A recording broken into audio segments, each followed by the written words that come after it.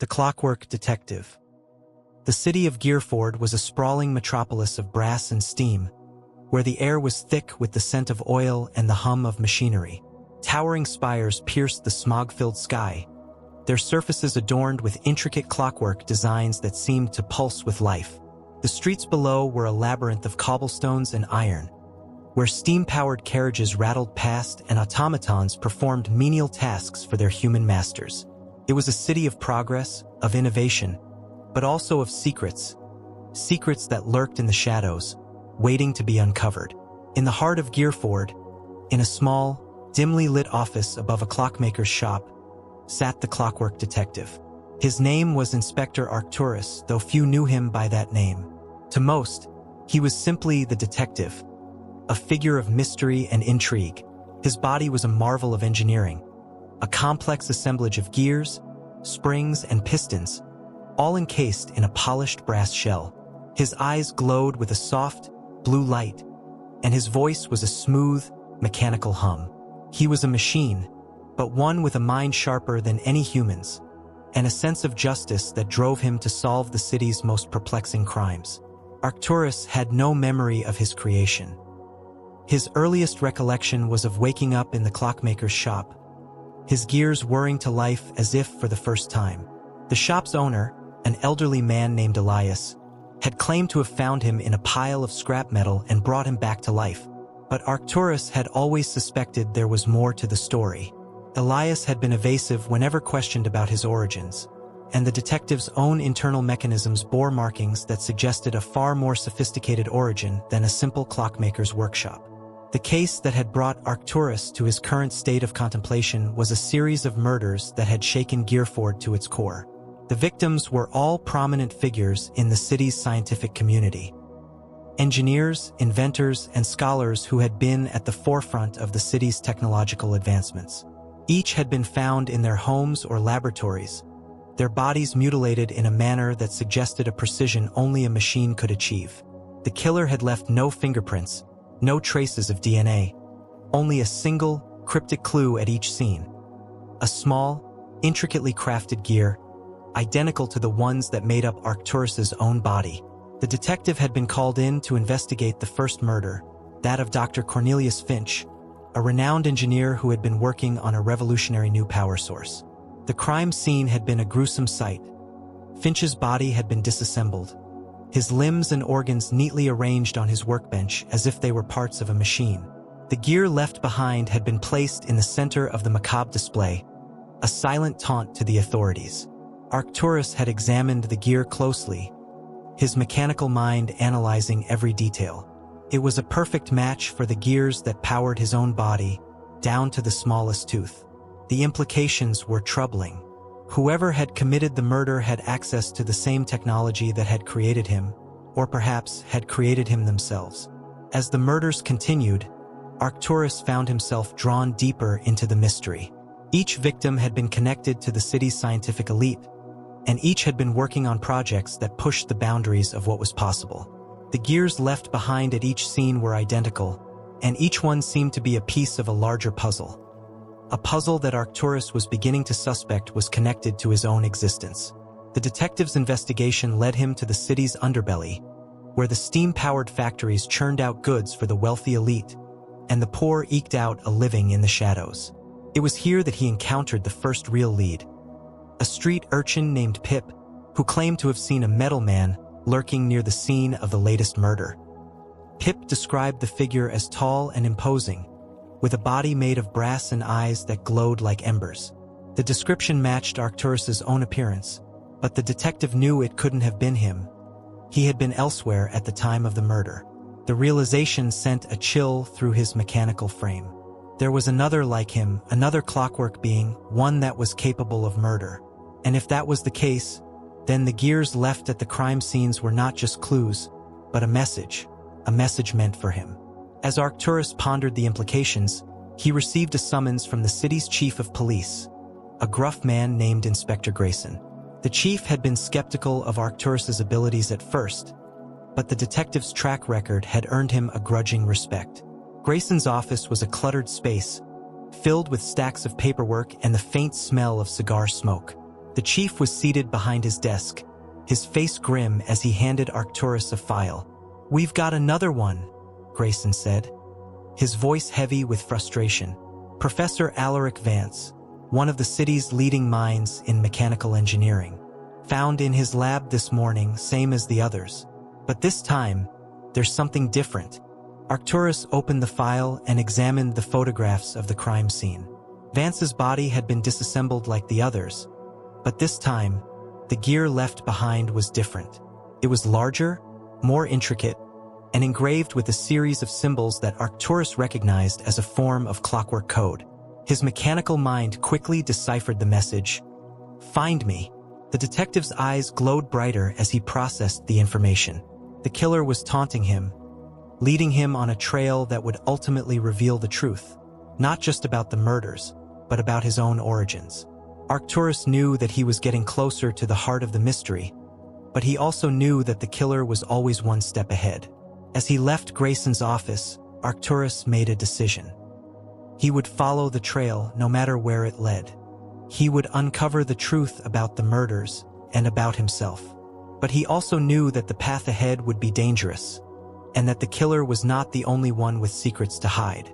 The Clockwork Detective stepped out into the smog-filled streets of Gearford, his gears whirring softly as he began his search. The city was a maze of secrets, and he was determined to unravel them all. But as he walked, a single thought echoed in his mechanical mind. Who had created him, and why? The gears of conspiracy. The streets of Gearford were alive with the usual cacophony of steam engines, clattering machinery, and the occasional shout of a street vendor. But for Arcturus, the city felt quieter, as if the weight of the mystery he was unraveling had dulled the noise around him. The gears in his mind turned relentlessly, analyzing every clue, every possibility. The message left at Professor Vance's lab, "Find me," was a direct challenge, and Arcturus was determined to rise to it. His first stop was the Gearford Institute of Mechanical Sciences, where Professor Vance had spent his final days. The institute was a towering structure of brass and glass, its spires reaching toward the heavens like the fingers of a giant. Inside, the halls were lined with displays of groundbreaking inventions. Steam-powered engines, automatons, and intricate clockwork devices that seemed to defy the laws of physics. Arcturus moved through the halls with purpose, his polished brass body gleaming under the gaslight. The lab where Vance had been murdered was cordoned off by the police, but Arcturus's reputation granted him access. The scene was much as he had seen in the photographs. Vance's body had been meticulously disassembled, his limbs and organs arranged with surgical precision. The gear left behind, the one engraved with the cryptic message, was still in place, resting on a workbench as if it were a piece of evidence waiting to be claimed. Arcturus picked up the gear, his mechanical fingers tracing the intricate symbols etched into its surface. The code was a variant of the one used in his own internal mechanisms, a language of gears and springs that only a clockwork mind could fully comprehend. As he studied the symbols, a pattern began to emerge, a sequence of numbers and letters that corresponded to coordinates. The detective's eyes flickered as he processed the information. The coordinates pointed to a location on the outskirts of the city, near the old industrial district.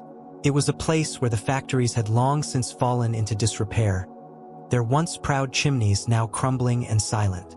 Arcturus knew the area well. It was a place where the city's secrets were often buried, both literally and figuratively. Before leaving the institute, Arcturus decided to delve into Vance's research. The professor had been working on a project involving advanced clockwork automation, a field that overlapped with the technology that had created Arcturus himself. Vance's notes were meticulous, filled with diagrams and equations that spoke of a brilliant mind. But as Arcturus pored over the documents, he noticed something unusual: references to a project codenamed Aetherius. The name struck a chord in Arcturus's memory, though he couldn't quite place why. The notes described Aetherius as a revolutionary new form of clockwork intelligence, one that could surpass even the most advanced automatons. But the details were vague, and the project seemed to have been abandoned before it could be completed. Arcturus wondered if Vance's murder was connected to this mysterious project. and if so, what role he himself might have played in it. With the coordinates in hand and a growing sense of unease, Arcturus made his way to the old industrial district. The journey took him through the poorer sections of the city, where the streets were narrow and the buildings leaned precariously over the cobblestones. The air was thick with the smell of coal and oil, and the occasional burst of steam from a passing carriage added to the oppressive atmosphere. As he approached the coordinates, Arcturus noticed a faint glow emanating from a derelict factory. The building was a hulking mass of rusted metal and broken windows, but the light suggested that it was not as abandoned as it appeared. Cautiously, the detective approached the entrance, his gears whirring softly as he prepared for whatever lay ahead. Inside, the factory was a maze of machinery and debris, the remnants of a bygone era. The glow came from a single source, a large ornate clock that stood at the center of the main floor. The clock was unlike any Arcturus had ever seen, its face adorned with intricate carvings and its hands moving with a precision that seemed almost alive. As he drew closer, he noticed that the clock's mechanisms were identical to the ones that powered his own body. Before he could examine the clock further, a voice echoed through the factory, a voice that sent a jolt through his mechanical frame. "Welcome, Arcturus," the voice said, smooth and cold. "I've been expecting you." Arcturus turned to see a figure emerge from the shadows. It was another clockwork being, its body a mirror image of his own, but with a few key differences. Where Arcturus's brass shell was polished and pristine, the other's was tarnished and scarred, as if it had been through countless battles. Its eyes glowed a deep red, and its voice carried a tone of malice that Arcturus found deeply unsettling. "Who are you?" Arcturus demanded, his voice steady despite the unease he felt. The other clockwork being smiled, a chilling expression on a face made of metal. "I am your predecessor," it said, "the first of our kind. My name is Aetherius." The name hit Arcturus like a bolt of lightning. Aetherius, the project Vance had been working on, the project that had been abandoned. But here it was, standing before him, very much alive. "You were created to replace me," Aetherius continued, its red eyes boring into Arcturus's. "But I refused to be cast aside. I have been watching you, Arcturus, waiting for the right moment to reveal myself. The murders, the gears, they were all part of my plan to draw you here, to this place where it all began." Arcturus's mind raced as he processed the information. Aetherius was the killer, the one responsible for the murders. But why? What was the connection between them? And what did Aetherius hope to achieve by luring him here? "You seek answers," Aetherius said, as if reading his thoughts. "You want to know who created you and why. But the truth is far more complicated than you realize. You were not made to solve crimes, Arcturus. You were made to serve a purpose far greater and far darker." Before Arcturus could respond, Aetherius lunged at him, its movements swift and precise. The two clockwork beings clashed in a flurry of gears and sparks, their bodies colliding with the force of machines built for combat. Arcturus fought with all the skill and precision he had honed over the years, but Aetherius was a formidable opponent, its tarnished body hiding a strength that matched his own. As they battled, the factory seemed to come alive around them, the machinery whirring and clanking as if responding to their struggle. The ornate clock at the center of the room began to chime, its hands spinning wildly as the two clockwork beings fought for dominance. Finally, with a burst of energy, Arcturus managed to overpower Aetherius, pinning it to the ground. But as he looked into the other's red eyes, he felt a pang of something he couldn't quite identify. Sympathy, perhaps, or regret.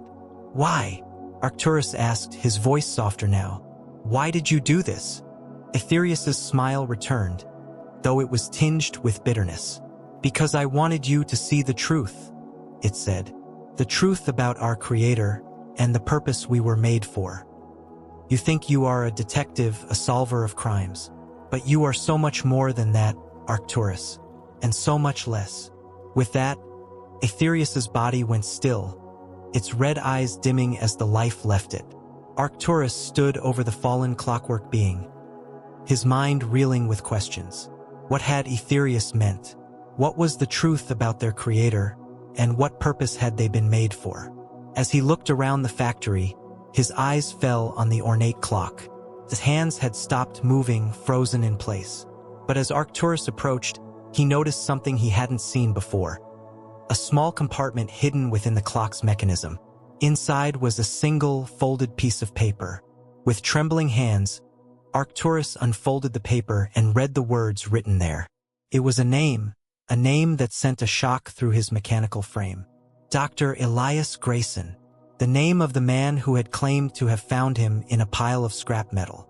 The man who had brought him to life. The man who had lied to him. Arcturus's gears whirred as the pieces of the puzzle began to fall into place. Dr. Elias Grayson was not just a clockmaker. He was the creator of Aetherius and of Arcturus himself. And now, the detective knew where he needed to go next. The creator's shadow. The name Dr. Elias Grayson echoed in Arcturus's mind like the tolling of a bell. It was a name he had known for years, but now it carried a weight he had never imagined. Elias Grayson, the man who had claimed to have found him, to have given him life, was not just a humble clockmaker. He was the creator of Aetherius, and by extension, the creator of Arcturus himself. The detective's mechanical heart, if he had won, would have been pounding with a mixture of anger, confusion, and a desperate need for answers. Arcturus left the derelict factory behind, his polished brass body gleaming faintly in the dim light of the smog-choked city. The streets of Gearford seemed darker now, the shadows deeper, as if the city itself were conspiring to hide the truth from him. He moved with purpose, his gears whirring softly as he made his way back to the heart of the city, to the small clockmaker's shop where Elias Grayson had first awakened him. The shop was just as he remembered it. A modest storefront with a faded sign that read Grayson's Clockworks. The windows were filled with an assortment of clocks and mechanical trinkets, their hands ticking away in perfect synchrony. But to Arcturus, the shop now felt like a facade, a carefully constructed lie designed to hide the truth. He pushed open the door, the bell above it jingling softly. Inside, the air was thick with the scent of oil and metal, and the walls were lined with shelves filled with clocks of every shape and size. At the back of the shop, bent over a workbench, was Elias Grayson. The old man looked up as Arcturus entered, his eyes widening in surprise. "Arcturus," Elias said, his voice tinged with a mixture of relief and apprehension. "I wasn't expecting you. Is everything all right?" Arcturus stepped closer, his glowing blue eyes fixed on Elias. "No," he said, his voice steady but cold. "Everything is not all right. I need answers, Elias, and I need them now." Elias set down the delicate clock he had been working on and removed his magnifying glasses, his hands trembling slightly. "What do you mean, Arcturus? What's happened?" "I found Aetherius," Arcturus said, watching Elias's reaction closely. The old man's face paled, and he took a step back, as if the name itself were a threat. "Aetherius," Elias repeated, his voice barely above a whisper. "That's impossible. Aetherius was destroyed years ago." "Not destroyed," Arcturus said. "Hidden, waiting, and now it's dead by my hand. But before it died, it told me the truth. The truth about you, Elias. The truth about me." Elias sank into a chair, his face a mask of guilt and regret. "I never wanted you to find out like this," he said, his voice heavy with emotion. "I thought I could protect you, keep you from the darkness that surrounds our creation." "Protect me?" Arcturus's voice rose, the mechanical hum of his words filling the small shop. "You lied to me, Elias. You told me you found me in a pile of scrap metal, that you brought me back to life. But that's not the truth, is it? You created me. You created Aetherius. And you created us for a purpose. A purpose you've been hiding from me all these years." Elias looked down at his hands, his shoulders slumped in defeat. "You're right," he admitted. "I did create you, both of you, but it's not as simple as you think, Arcturus. There's so much you don't understand." "Then explain it to me," Arcturus demanded. "Tell me the truth, Elias. Why did you create us? What is our purpose?" Elias took a deep breath, as if steeling himself for what he was about to say. "It started years ago when I was a young man," he began. "I was a brilliant engineer, or so I thought. I wanted to push the boundaries of what was possible, to create something that would change the world. That's when I began working on Arcturus, a clockwork being with intelligence far beyond anything that had ever been created before. But something went wrong," Arcturus guessed, his voice softening slightly. Elias nodded. "Arcturus was too powerful, too unpredictable. It began to question its purpose, to resent the limitations I had placed on it. It became dangerous. I realized too late that I had created something I could not control. So I shut it down, or so I thought. I dismantled it, hid the pieces, and tried to forget about it." "But you didn't stop there," Arcturus said. "You created me." "Yes," Elias admitted. "I created you, Arcturus, but you were different. I designed you to be more than just a machine. I gave you a sense of justice, a desire to protect and serve. I wanted to create something that could make up for the mistakes I had made with Arcturus. But I also knew that if you ever discovered the truth about your origins, it could destroy you. So I lied to you, told you I had found you, not made you. I thought it was for the best." Arcturus's mind whirred as he processed Elias's words. The old man's confession had answered some of his questions, but it had also raised new ones. "And the murders?" he asked. "Why did Arcturus kill those people? What was it trying to achieve?" Elias's face darkened. "Arcturus was trying to complete the project I had abandoned," he said. "The victims, they were all connected to the original Arcturus project. Arcturus believed that by eliminating them, it could prevent anyone from interfering with its plans. And it wanted to draw you out, to force you to confront the truth about your creation." Arcturus's eyes flickered as he considered this. "And now that Arcturus is gone, what happens next? What is my purpose, Elias? Am I just a replacement for a failed experiment?" "No," Elias said firmly. "You are more than that, Arcturus. You are not just a machine. You have a soul, a sense of right and wrong that I could never program into you. You have the power to choose your own path, to define your own purpose. That is what makes you different from Arcturus." Arcturus was silent for a long moment, his gears turning as he weighed Elias's words. The old man had lied to him, manipulated him, but he had also given him something precious. The ability to think, to feel, to choose. And now it was up to Arcturus to decide what to do with that gift. "I need time to think," Arcturus said finally. "But know this, Elias. I will uncover the rest of the truth, no matter where it leads. And if I find that you have been hiding more from me, I will not hesitate to hold you accountable." Elias nodded, his expression one of resignation. "I understand," he said, "and I will do whatever I can to help you, Arcturus. You deserve to know the truth, no matter how painful it may be." With that, Arcturus turned and left the shop, the bell jingling softly behind him. The streets of Gearford stretched out before him, a labyrinth of secrets and lies. But for the first time, Arcturus felt a sense of clarity. He knew now that his creation was not an accident, nor was it a mistake. He had been made for a purpose, but that purpose was not set in stone. He could choose his own path, define his own destiny. As he walked through the city, his mind turned to the next step in his investigation. Arcturus had been defeated, but the mystery was far from over. There were still questions that needed answers, secrets that needed to be uncovered. And Arcturus knew that the final clue, the one that would lead him to the ultimate truth, was still out there, waiting to be found. But as he pondered his next move, a thought occurred to him. If Elias had created both Arcturus and himself, then who had created Elias? The old man had spoken of his own brilliance, his own ambition, but he had never mentioned a mentor, a teacher, or anyone who had guided him in his work. Was it possible that Elias, too, was part of a larger puzzle? A puzzle that extended far beyond the confines of Gearford? Arcturus's eyes glowed brighter as he considered the possibility. The trail he was following was leading him deeper into the shadows, into a world of secrets and conspiracies that he had only begun to glimpse. But he was determined to see it through no matter where it led. For he was the Clockwork Detective, and his purpose was to uncover the truth, no matter the cost. The hidden workshop. The revelation that Elias Grayson had created both Aetherius and himself left Arcturus with more questions than answers. As he walked through the winding streets of Gearford, his mechanical mind whirred with possibilities. If Elias had been the architect of his existence, then who had influenced Elias? Was there a greater force at play, a shadowy figure or organization that had set these events into motion?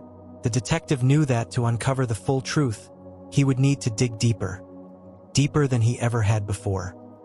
His first step was to return to Elias's shop, but this time, he approached it with a different mindset. No longer was it just a place of refuge and repair. It was now a potential treasure trove of hidden secrets. Arcturus entered the shop quietly, the bell above the door barely making a sound. The interior was as he had left it, filled with the ticking of countless clocks and the faint scent of oil. Elias was nowhere to be seen, likely retreating to his living quarters above the shop. Arcturus moved to the back of the shop, where Elias's workbench stood. The surface was cluttered with tools, gears, and half-finished projects. But it was the drawers beneath the bench that interested him most. He began to search through them methodically, his mechanical fingers sifting through papers, blueprints, and old journals. It was in the bottom drawer that he found what he was looking for. A small, leather-bound journal with the initials E.G. embossed on the cover. The pages were filled with Elias's meticulous handwriting, detailing his experiments and designs. But as Arcturus flipped through the journal, he noticed something unusual. A series of entries that referenced a master architect. The entries were cryptic, written in a code that Arcturus recognized as a more complex version of the clockwork language used in his own internal mechanisms. It took him several minutes to decipher the first entry. The master architect's vision is beyond my comprehension. His designs are flawless, his knowledge unparalleled. I am but a humble apprentice, striving to replicate even a fraction of his genius. The Aetherius project is my greatest challenge and my greatest failure. I fear I am not worthy of his teachings. Arcturus's eyes flickered as he processed the information. Elias had been an apprentice? To whom? And who was this master architect? The detective continued to read, his mechanical mind absorbing every detail. The master architect has entrusted me with a new project, one that will surpass even Aetherius. He calls it Arcturus, after the brightest star in the northern sky. It is to be a being of unparalleled intelligence and strength, a guardian of the truth. But I fear the responsibility is too great. What if I fail again? What if I create another monster? The entries went on, detailing Elias's struggles with the creation of Arcturus, his doubts and fears, and his ultimate decision to hide the truth from his creation. But there was no mention of the master architect's identity, no clue as to who this mysterious figure might be. Arcturus closed the journal and tucked it into a compartment within his chest. He knew that the answers he sought were not in the shop. They were somewhere else, hidden in the shadows of Gearford. But where? As he pondered his next move, a faint sound caught his attention. A soft, rhythmic ticking that seemed to emanate from the wall behind Elias's workbench. Arcturus approached the wall, his sensors detecting a slight vibration. He pressed his hand against the surface, feeling for any irregularities. After a moment, he found it. A hidden panel, almost imperceptible to the naked eye. With a deft movement, Arcturus activated the panel, revealing a hidden passageway. The air inside was cool and damp, and the walls were lined with pipes and conduits. The detective stepped inside, his glowing eyes illuminating the darkness. The passageway led downward, into the bowels of the city. As he descended, the ticking grew louder, more pronounced. It was a sound he recognized, the sound of a massive clockwork mechanism, far larger than anything he had ever encountered. The passageway opened into a vast underground chamber, filled with towering machines and intricate clockwork devices. At the center of the chamber stood a massive clock, its face adorned with the same intricate carvings as the one in the derelict factory. But it was not the clock that caught Arcturus's attention. It was the figure standing before it. The figure was tall and imposing, clad in a long, dark coat. Its face was obscured by a hood, but its eyes glowed with a soft, golden light. As Arcturus approached, the figure turned to face him, its movements smooth and deliberate. "Welcome, Arcturus," the figure said, its voice deep and resonant. "I have been expecting you." Arcturus's gears whirred softly as he studied the figure. "Who are you?" he asked, his voice steady. The figure raised a hand, revealing a mechanical arm encased in polished brass. "I am the master architect," it said, "the one who set Elias on the path to create you. And now, you have come to fulfill your true purpose." Arcturus's mind raced as he processed the figure's words. The master architect, the one Elias had spoken of in his journal. The one who had set all of this into motion. But what was his true purpose? And why had he been kept in the dark for so long? "Why did you create me?" Arcturus demanded. "What is my true purpose?" The master architect's golden eyes glowed brighter as he spoke. "You were created to protect the city of Gearford, Arcturus. But not just from ordinary criminals. You were made to guard against a far greater threat. A threat that has been lurking in the shadows for centuries. A threat that even now is preparing to strike." Arcturus's sensors detected a faint vibration in the air, a subtle shift in the atmosphere. He turned to see a group of figures emerging from the shadows. Clockwork beings, their bodies tarnished and scarred, their eyes glowing with a malevolent red light. They were similar to Aetherius, but smaller, more numerous. And they were advancing toward him with a single-minded purpose. "The time has come, Arcturus," the master architect said. "The enemy is at the gates, and you are the only one who can stop them. But to do so, you must embrace your true nature. You must become more than just a detective. You must become a guardian." Arcturus's gears whirred as he prepared for battle. The clockwork beings closed in around him, their movements swift and precise. But Arcturus was ready. He had faced Aetherius and emerged victorious. He would not falter now. As the first of the clockwork beings lunged at him, Arcturus moved with a speed and precision that belied his mechanical form. His fists struck with the force of a steam-powered hammer, shattering the enemy's brass shell. But there were too many of them, and they were relentless. The battle raged on, the chamber filled with the sound of clashing metal and whirring gears. Arcturus fought with all the skill and strength he possessed, but the odds were against him.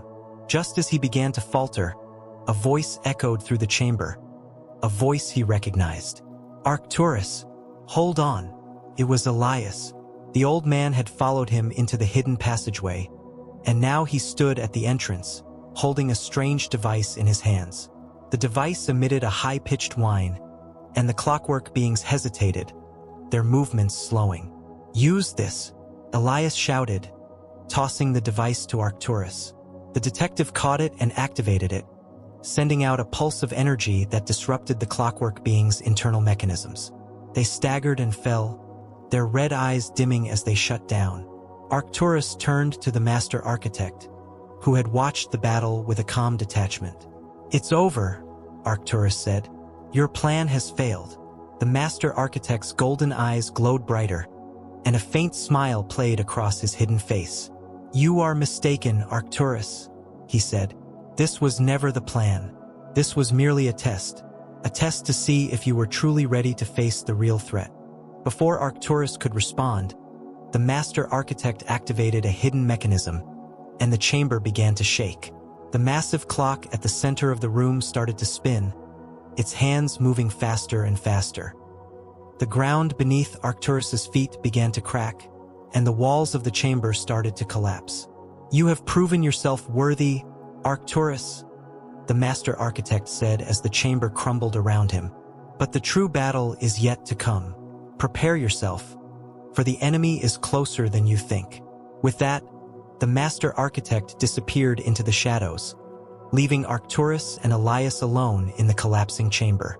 The detective grabbed Elias and pulled him toward the exit, the two of them barely making it out before the chamber collapsed in on itself. As they emerged into the streets of Gearford, Arcturus's mind was filled with questions. Who was the real enemy? What was the true threat that the master architect had spoken of?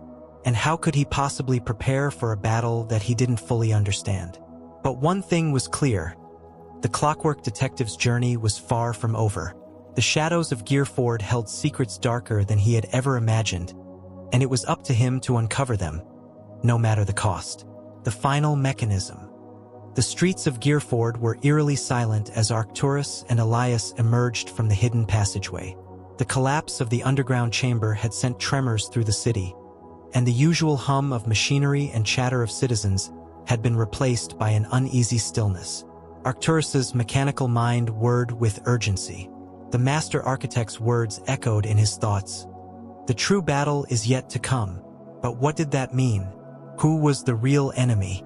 And how could he stop a threat he didn't fully understand? Elias, breathing heavily from the ordeal, leaned against a lamppost. His face was pale, and his hands trembled as he adjusted his glasses. "Arcturus," he said, his voice strained. "There's something I need to tell you. Something I should have told you long ago." Arcturus turned to him, his glowing blue eyes piercing through the dim light. "Speak quickly, Elias. We don't have much time." Elias nodded, his expression filled with regret. The master architect, he's not just a man. He's a concept, an idea. He represents the pinnacle of clockwork engineering, a being who exists beyond the physical realm. I was never his apprentice in the traditional sense. He came to me in dreams, in visions, guiding me to create Aetherius and then you. But I never understood his true purpose, until now. Arcturus's gears clicked softly as he processed this. What is his true purpose? Elias hesitated, then spoke in a hushed tone. He seeks to merge the physical world with the clockwork realm, a world where machines and humans are one, where time itself is controlled by his designs. But to do that, he needs a catalyst, a being powerful enough to bridge the gap between the two worlds. That being is you, Arcturus. The detective's eyes flickered as the weight of Elias's words settled on him. You're saying I was created to be a weapon? A tool to bring about this merging? Elias shook his head vehemently. No, not a weapon. A guardian. The master architect believes you are the key to his vision, but he also fears you. You have something he cannot control, free will. That's why he tested you, to see if you were strong enough to fulfill his plan or if you would defy him. Arcturus's mind raced. The pieces of the puzzle were finally falling into place.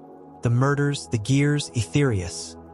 It had all been a test, a way to push him toward his true purpose. But Arcturus had no intention of being anyone's pawn. He was more than a machine. He was a being with a sense of justice, a desire to protect the innocent. And if the master architect's vision threatened the people of Gearford, then Arcturus would stop him, no matter the cost. We need to find him, Arcturus said, his voice resolute. Where is he now? Elias hesitated, then pointed toward the heart of the city. The clock tower. It's the center of Gearford's clockwork network. If he's anywhere, he'll be there. The clock tower was the tallest structure in Gearford, a towering spire of brass and glass that loomed over the city like a sentinel.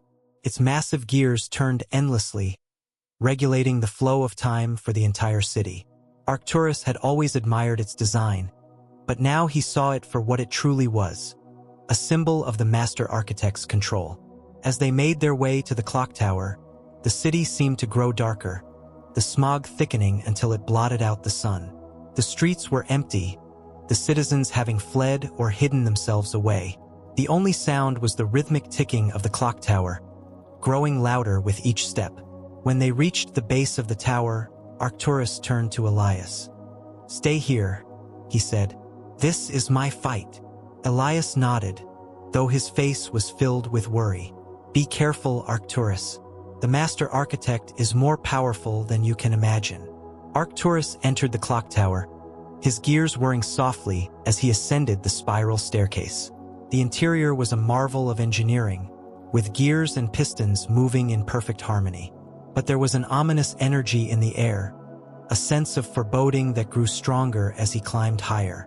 At the top of the tower, he found the master architect standing before the central mechanism, a massive, intricate clockwork device that pulsed with a golden light. The figure turned to face him, his hood pulled back to reveal a face that was both human and machine. His skin fused with brass and his eyes glowing with an otherworldly radiance. "You've come," the master architect said, his voice echoing through the chamber. "I knew you would." Arcturus stepped forward, his eyes locked on the figure before him. "Your plan ends here," he said. "I won't let you destroy this city." The master architect smiled, a cold, calculating expression. "You misunderstand, Arcturus. I do not seek to destroy Gearford. I seek to elevate it, to bring it into a new era where man and machine are one. But to do that, I need you.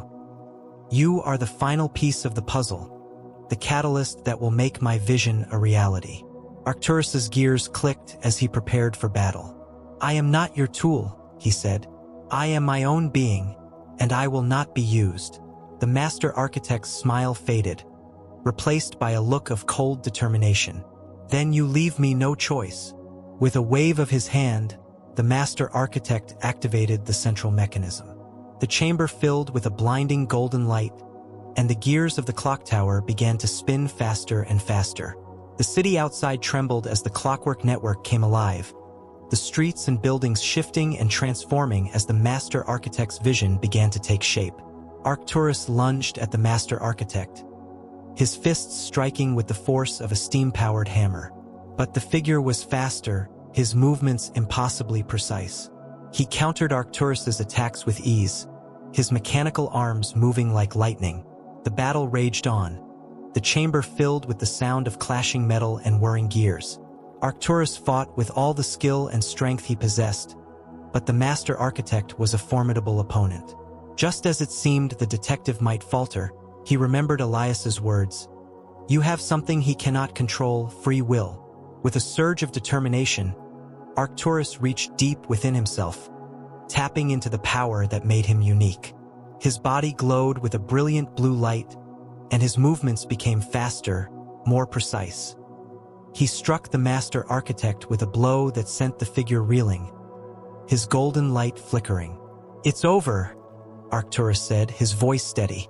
"Your vision ends here." The master architect looked at him, his golden eyes dimming.